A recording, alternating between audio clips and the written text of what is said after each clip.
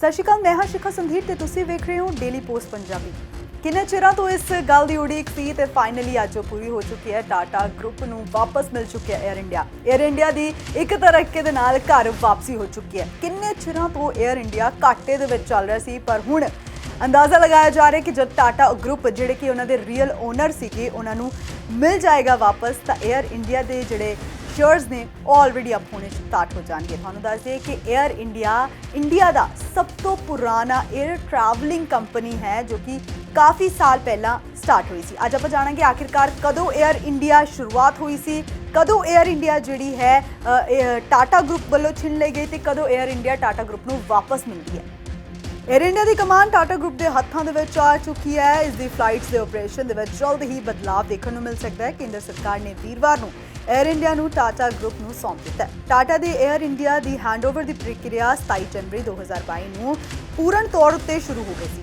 PM Narendra Modi ਨਾਲ ਮੁਲਾਕਾਤ ਕਰਕੇ ਚੇਅਰਮੈਨ ਚੰਦਰ ਸ਼ੇਖਰਨ ਨੇ ਇਹ ਡਿਸਾਈਡ ਕੀਤਾ ਕਿ ਏਅਰਲਾਈਨ ਦੀ ਘਰ ਵਾਪਸੀ ਹੋ ਰਹੀ ਹੈ। ਇਸ ਦੇ ਨਾਲ ਹੀ ਕਰੀਬ 79 ਸਾਲ ਬਾਅਦ ਏਅਰ ਇੰਡੀਆ ਦੀ ਕਮਾਨ ਫਿਰ ਤੋਂ ਟਾਟਾ ਦੇ ਹੱਥਾਂ ਦੇ ਵਿੱਚ ਆਉਣ ਵਾਲੀ ਹੈ। ਸਰਕਾਰ ਨੇ ਅਕਤੂਬਰ 2021 ਦੇ ਵਿੱਚ ਏਅਰ ਇੰਡੀਆ ਦੀ 100% ਹਿੱਸੇਦਾਰੀ ਟਾਟਾ ਨੂੰ ਵਾਪਸ ਵੇਚ ਦਿੱਤੀ ਸੀ। ਹੁਣ ਆਪਾਂ ਜਾਣਾਂਗੇ ਕਿ ਆਖਿਰਕਾਰ ਟਾਟਾ ਗਰੁੱਪ ਨੂੰ ਏਅਰ ਇੰਡੀਆ ਮਿਲਣ ਤੋਂ ਬਾਅਦ ਉਸ ਦਾ ਕੀ ਫਾਇਦਾ ਹੋਵੇਗਾ ਤੇ ਕਿਸ ਤਰੀਕੇ ਦੇ ਬਦਲਾਵ ਜਿਹੜੇ ਨੇ ਏਅਰ ਇੰਡੀਆ ਦੇ ਵਿੱਚ ਸਾਨੂੰ ਵੇਖਣ ਨੂੰ ਮਿਲ ਸਕਦੇ ਨੇ। ਏਅਰ ਇੰਡੀਆ ਨੂੰ ਟੇਕ ਓਵਰ ਕਰਦੇ ਹੀ ਪਹਿਲੇ ਹੀ ਦਿਨ ਯਾਨੀ ਕਿ 27 ਜਨਵਰੀ ਟਾਟਾ ਨੇ ਇਸ ਦੇ ਆਪਰੇਸ਼ਨ ਦੇ ਵਿੱਚ ਬਦਲਾਵ ਸ਼ੁਰੂ ਵੀ ਕਰ ਦਿੱਤੇ ਨੇ। ਇਸ ਦੇ ਤਹਿਤ ਟਾਟਾ ਨੇ ਮੁੰਬਈ ਤੋਂ 4 ਸ਼ਹਿਰਾਂ ਦੀ ਏਅਰ ਇੰਡੀਆ ਦੀਆਂ ਉਡਾਣਾਂ ਦੇ ਵਿੱਚ ਐਨਹੈਂਸਲ ਮੀਲ ਸਰਵਿਸ ਜੋ ਕਿ ਉੱਨਤ ਭੋਜਨ ਸੇਵਾ ਸ਼ੁਰੂ ਕੀਤੀ ਹੈ। ਹਾਲਾਂਕਿ ਹੁਣ ਤੁਰੰਤ ਏਅਰ ਇੰਡੀਆ ਦੀ ਫਲਾਈਟ ਟਾਟਾ ਦੇ ਬੈਨਰ ਤਲੇ ਨਹੀਂ ਉਡੇਗੀ। ਅਜਿਹੇ ਆਉਣ ਵਾਲੇ ਕੁਝ ਦਿਨਾਂ ਦੇ ਵਿੱਚ ਸੰਭਵ ਹੋ ਸਕਦਾ ਹੈ।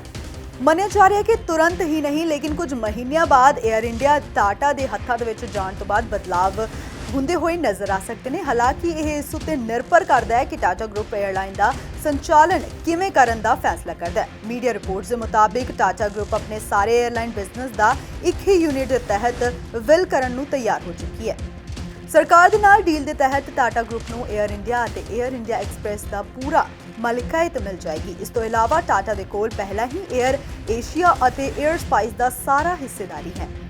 ਮੰਨਿਆ ਜਾ ਰਿਹਾ ਹੈ ਕਿ ਟਾਟਾ ਆਪਣੇ ਸਾਰੇ ਏਅਰਲਾਈਨਸ ਬਿਜ਼ਨਸ ਨੂੰ ਮਰਜ ਕਰਕੇ ਉਸ ਨੂੰ ਇੱਕ ਕੰਪਨੀ ਬਣਾ ਸਕਦੀ ਹੈ। ਅਜਿਹੇ ਕਰਨ ਨਾਲ ਉਸ ਨੂੰ ਖਰਚਾ ਵੀ ਘੱਟ ਹੋ ਜਾਵੇਗਾ ਤੇ ਮੁਨਾਫਾ ਜ਼ਿਆਦਾ ਪਹੁੰਚੇਗਾ।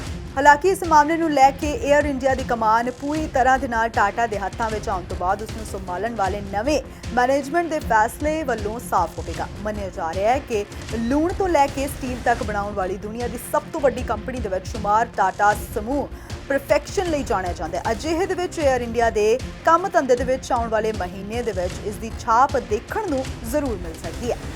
ਜਿੱਥੇ ਤੱਕ ਏਅਰ ਇੰਡੀਆ ਦੀ ਕਮਾਨ ਟਾਟਾ ਦੇ ਸੰਭਾਲਣ ਉੱਤੇ ਕਸਟਮਰ ਉੱਤੇ ਪੈਣ ਵਾਲੇ ਅਸਰ ਦੀ ਗੱਲ ਕਰਦੇ ਤਾਂ ਫਲਾਈਟ ਦੇ ਆਪਰੇਸ਼ਨ ਦੇ ਵਿੱਚ ਤੁਰੰਤ ਸ਼ਾਇਦ ਬਦਲਾਵ ਨਹੀਂ ਹੋਣਗੇ, ਲੇਕਿਨ ਕੁਝ ਮਹੀਨਿਆਂ ਦੇ ਬਾਅਦ ਕਿਰਾਏ ਘਟਣ ਦੇ ਅਸਾਰ ਨਜ਼ਰ ਆ ਰਹੇ ਨੇ। ਜੇਕਰ ਏਅਰ ਇੰਡੀਆ ਦੇ ਕਰਜ਼ ਦੀ ਗੱਲ ਕਰੀਏ ਤਾਂ ਇਸ ਵਕਤ ਏਅਰ ਇੰਡੀਆ ਕਾਫੀ ਜ਼ਿਆਦਾ ਕਰਜ਼ੇ ਦੇ ਵਿੱਚ ਡੁੱਬੀ ਹੋਈ ਹੈ। ਤਾਂ ਇਸ ਰਿਪੋਰਟ ਦੇ ਵਿੱਚ ਹੁਣ ਆਪਾਂ ਅੱਗੇ ਜਾਣਾਂਗੇ ਕਿ ਆਖਿਰਕਾਰ ਏਅਰ ਇੰਡੀਆ ਕਿੰਨੇ ਕਰਜ਼ ਦੇ ਵਿੱਚ ਹੈ ਤੇ ਕਿਸ ਤਰੀਕੇ ਦੇ ਨਾਲ ਏਅਰ ਇੰਡੀਆ ਕਰਜ਼ ਤੋਂ ਬਾਹਰ ਆ ਸਕਦੀ ਹੈ।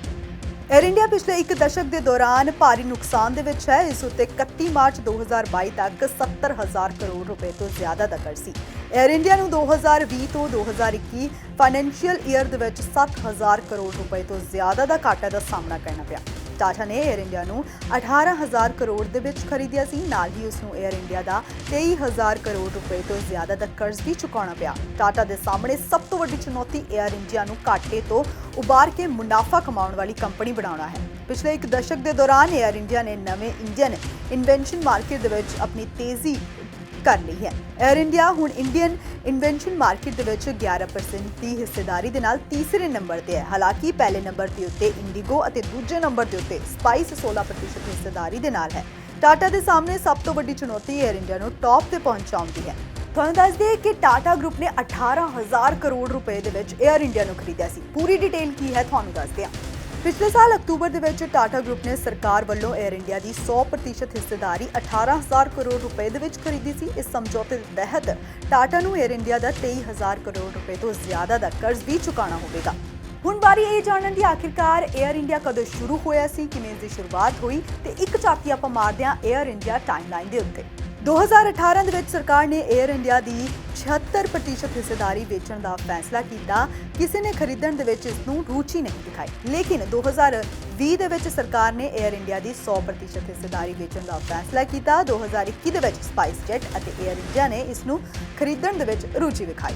ਅਕਤੂਬਰ 2021 ਦੇ ਵਿੱਚ ਟਾਟਾ ਸਮੂਹ ਨੇ 에ਅਰ ਇੰਡੀਆ ਦੀ 100% ਹਿੱਸੇਦਾਰੀ 18,000 ਕਰੋੜ ਦੇ ਵਿੱਚ ਖਰੀਦ ਲਈ। 에ਅਰ ਇੰਡੀਆ ਦੀ 100% ਹਿੱਸੇਦਾਰੀ ਟੈਲਿਸ ਪ੍ਰਾਈਵੇਟ ਲਿਮਿਟਡ ਜੋ ਕਿ ਟਾਟਾ ਸਮੂਹ ਦੀ ਹੀ ਸਹਾਇਕ ਕੰਪਨੀ ਨੂੰ ਵੇਚ ਗਈ ਹੈ। ਇਸ ਡੀਲ ਦੇ ਤਹਿਤ ਟਾਟਾ ਨੂੰ 에ਅਰ ਇੰਡੀਆ ਦੇ 23,000 ਕਰੋੜ ਰੁਪਏ ਵੱਲੋਂ ਜ਼ਿਆਦਾ ਦਾ ਕਰਜ਼ ਵੀ ਚੁਕਾਉਣਾ ਪਿਆ। ਬਾਕੀ ਕਰਜ਼ ਸਰਕਾਰੀ ਕੰਪਨੀਆਂ 에ਅਰ ਇੰਡੀਆ ਏਸਟ ਹੈਂਡਲਿੰਗ ਨੂੰ ਟ੍ਰਾਂਸਫਰ ਕਰ ਦਿੱਤਾ ਗਿਆ। ਇਸ ਡੀਲ ਦੇ ਤਹਿਤ ਟਾਟਾ ਨੂੰ ਨਾ ਹੀ ਕੇਵਲ 에ਅਰ ਇੰਡੀਆ ਸਗੋਂ 에ਅਰ ਇੰਡੀਆ ਐਕਸਪ੍ਰੈਸ ਦੀ 100% ਦੀ ਹਿੱਸੇਦਾਰੀ ਅਤੇ ਕਾਰਗੋ ਅਤੇ ਗਰਾਊਂਡ ਹੈਂਡਲਿੰਗ ਕੰਪਨੀ ਦੀ 50% ਫੀਸ ਦੀ ਹਿੱਸੇਦਾਰੀ ਵੀ ਮਿਲੀ। ਨਾਲ ਹੀ ਟਾਟਾ ਨੂੰ 에ਅਰਲਾਈਨ ਦੇ ਜਹਾਜ਼, ਪ੍ਰਾਪਰਟੀ, ਕਰਮਚਾਰੀਆਂ ਲਈ ਬਣੀ ਹਾਊਸਿੰਗ ਸੁਸਾਇਟੀ ਅਤੇ 에ਅਰਪੋਰਟ ਦੇ ਲੈਂਡਿੰਗ ਅਤੇ ਪਾਰਕਿੰਗ ਸਲਾਟ ਵੀ ਮਿਲੇ। ਟਾਟਾ ਨੂੰ 에ਅਰ ਇੰਡੀਆ ਦੇ 4,400 ਡੋਮੈਸਟਿਕ ਤੇ 1,800 ਇੰਟਰਨੈਸ਼ਨਲ ਲੈਂਡਿੰਗ ਤੇ ਪਾਰਕਿੰਗ ਵੀ ਸਲਾਟ ਮਿਲੇ ਨੇ। ਟਾਟਾ ਨੂੰ 에ਅਰ ਇੰਡੀਆ ਦਾ ਮੁੰਬਈ ਅਤੇ ਦਿੱਲੀ ਸਥਿਤ 에ਅਰ ਲੈਂਡਿੰਗ ਹਾਊਸ ਵੀ ਮਿਲਿਆ। ਇਕੱਲੇ ਮੁੰਬਈ ਆਫਿਸ ਦੇ ਮਾਰਕੀਟ ਵੈਲਿਊ 1,500 ਕਰੋੜ ਰੁਪਏ ਵੱਲੋਂ ਜ਼ਿਆਦਾ ਹੈ। 27 ਜਨਵਰੀ 2022 ਨੇ ਸਰਕਾਰ ਨੇ ਟਾਟਾ ਨੂੰ ਸੌਂਪ ਦਿੱਤਾ ਸੀ 에ਅਰ ਇੰਡੀਆ। ਕਰੀਬ 79 ਸਾਲ ਬਾਅਦ ਟਾਟਾ ਦੇ ਹੱਥਾਂ ਦੇ ਵਿੱਚ ਵਾਪਸ ਆ ਗਿਆ ਸੀ 에ਅਰ ਇੰਡੀਆ। 에ਅਰ ਇੰਡੀਆ ਦੀ ਸ਼ੁਰੂਆਤ 1932 ਦੇ ਵਿੱਚ ਟਾਟਾ ਸਮੂਹ ਦੇ ਚੇਅਰਮੈਨ JRD ਟਾਟਾ ਨੇ ਹੀ ਕੀਤੀ ਸੀ। ਇਹ ਦੇਸ਼ ਦੀ ਸਭ ਤੋਂ ਪੁਰਾਣੀ 에ਅਰਲਾਈਨ ਹੈ। 1946 ਦੇ ਵਿੱਚ ਇਸ ਦਾ ਨਾਮ ਬਦਲ ਕੇ 에ਅਰ ਇੰਡੀਆ ਕਰ ਦਿੱਤਾ ਗਿਆ। 1948 ਦੇ ਵਿੱਚ 에ਅਰ ਇੰਡੀਆ ਨੇ ਮੁੰਬਈ ਵੱਲੋਂ ਲੰਡਨ ਦੇ ਵਿੱਚ ਪਹਿਲੀ ਇੰਟਰਨੈਸ਼ਨਲ ਉਡਾਨ ਭਰੀ ਸੀ। ਇਸ ਦੇ ਨਾਲ ਹੀ ਏਸ਼ੀਆ ਅਤੇ ਯੂਰਪ ਦੇ ਵਿੱਚ ਉਡਾਨ ਭਰਨ ਵਾਲੇ 에ਅਰ ਇੰਡੀਆ ਨਾ ਹੀ ਕੇਵਲ ਭਾਰਤ ਸਗੋਂ ਪਹਿਲਾ ਏਸ਼ੀਆਈ 에ਅਰਲਾਈਨ ਵੀ ਬਣੀ ਹੈ। 1953 ਦੇ ਵਿੱਚ ਸਰਕਾਰ ਨੇ 에ਅਰ ਇੰਡੀਆ ਦਾ ਰਾਸ਼ਟਰੀਕਰਨ ਕਰਦੇ ਹੋਏ ਇਸ ਨੂੰ ਸਰਕਾਰੀ ਕੰਪਨੀ ਬਣਾ ਦਿੱਤਾ ਤੇ ਇਸ ਨੂੰ ਇੰਟਰਨੈਸ਼ਨਲ ਫਲਾਈਟਸ ਲਈ ਇੰਡੀਅਨ 에ਅਰਲਾਈਨਸ ਅਤੇ ਡੋਮੈਸਟਿਕ ਫਲਾਈਟਸ ਲਈ 에ਅਰ ਇੰਡੀਆ ਦੇ ਵਿੱਚ ਵੰਡ ਦਿੱਤਾ। 2007 ਦੇ ਵਿੱਚ ਸਰਕਾਰ ਨੇ ਇੰਡੀਅਨ 에ਅਰਲਾਈਨਸ ਅਤੇ 에ਅਰ ਇੰਡੀਆ ਦਾ ਵਿਲ੍ਹਾ ਕਰ ਦਿੱਤਾ। ਇਸ ਤੋਂ ਬਾਅਦ ਵੱਲੋਂ ਹੀ 에ਅਰ ਇੰਡੀਆ ਕਰਜ਼ ਦੇ ਵਿੱਚ ਡੁੱਬ ਗਿਆ। 2006 ਤੋਂ 2007 ਤੱਕ 에ਅਰ ਇੰਡੀਆ ਅਤੇ ਇੰਡੀਅਨ 에ਅਰਲਾਈਨਸ ਦਾ ਸੰਯੁਕਤ ਘਾਟਾ 770 ਕਰੋੜ ਰੁਪਏ ਸੀ ਅਤੇ ਵਿਲ੍ਹਾ ਦੇ 2 ਸਾਲ ਬਾਅਦ ਹੀ ਮਾਰਚ 2009 ਤੱਕ ਅਤੇ ਇਸ ਨੂੰ ਵਧਾ ਕੇ 72,000 ਕਰੋੜ ਹੋ ਗਿਆ। ਮਾਰਚ 2020 ਤੱਕ 에ਅਰ ਇੰਡੀਆ ਉੱਤੇ 70,000 ਕਰੋੜ ਰੁਪਏ ਵੱਲੋਂ ਜ਼ਿਆਦਾ ਦਾ ਕਰਜ਼ ਸੀ। 2020 ਤੇ 2021 ਦੇ ਵਿੱਚ ਵੀ ਇਸ ਨੂੰ 7,000 ਕਰੋੜ ਤੋਂ ਜ਼ਿਆਦਾ ਦਾ ਘਾਟੇ ਦਾ ਸਾਹਮਣਾ ਕਰਨਾ ਪਿਆ।